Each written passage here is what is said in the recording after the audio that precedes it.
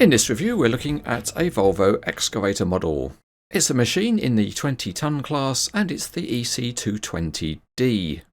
On the back of the box is a line drawing showing the excavator, and there are also a few technical details about the real machine.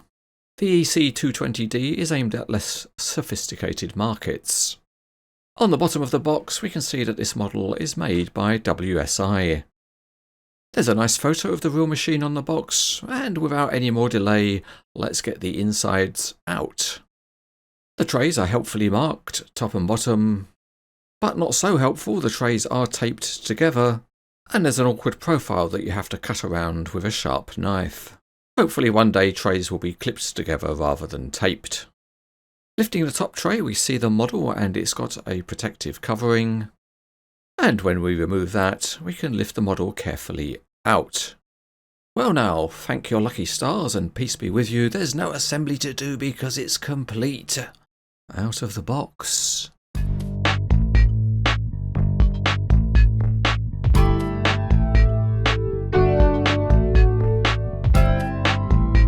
As usual, we go down under for our first look, and the metal tracks are thin and finely detailed. The metal content on the model is high, and there is some detailing underneath. There are bolt head details on the drive sprockets, and the simple track frames have steps like the real ones. The rollers are modelled but not functional, and moving on to the cab there's some high quality detailing. There are black seals around the windows, and smaller details like the door handles and hinges are all modelled.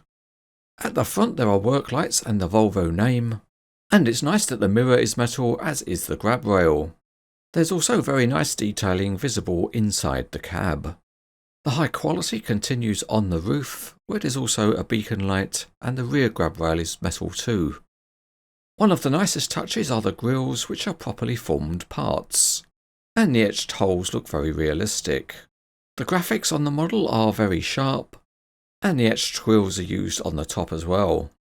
The nicely shaped counterweight has got detailed warning graphics, and the Volvo name has that nice embossed feel to it.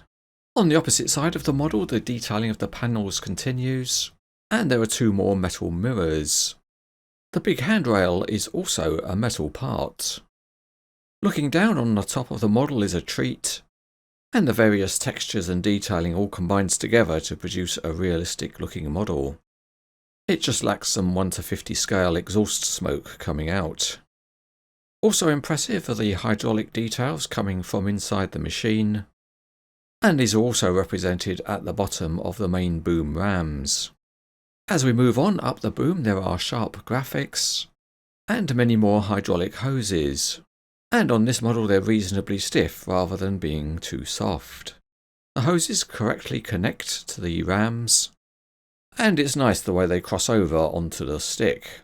There are some more warning graphics visible, and at the bucket end the rivets are discreet and painted. It's also good that the hoses terminate at a connection point for fitting tools. The bucket is a decent looking metal part.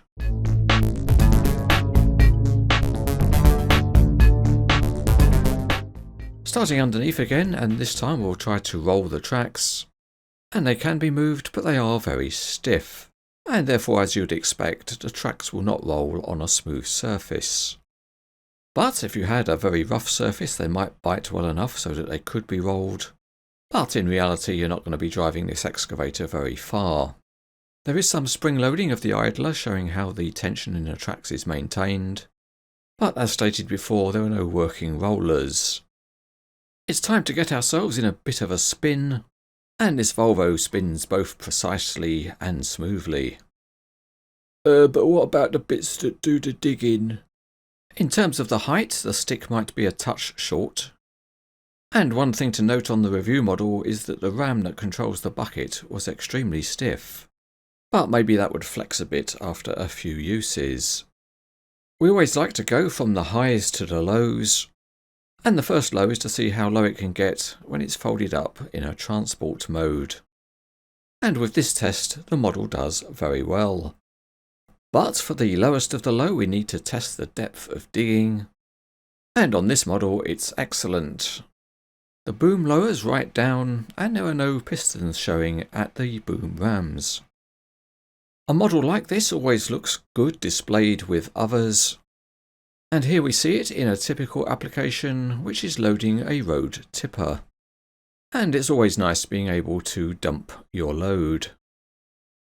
Another good option for the model is to display it as a transport load.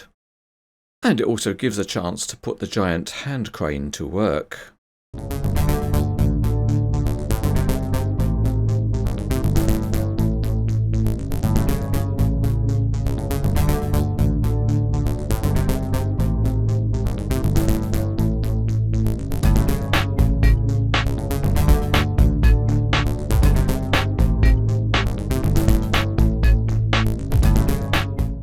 This is a very nice model of the Volvo EC220D.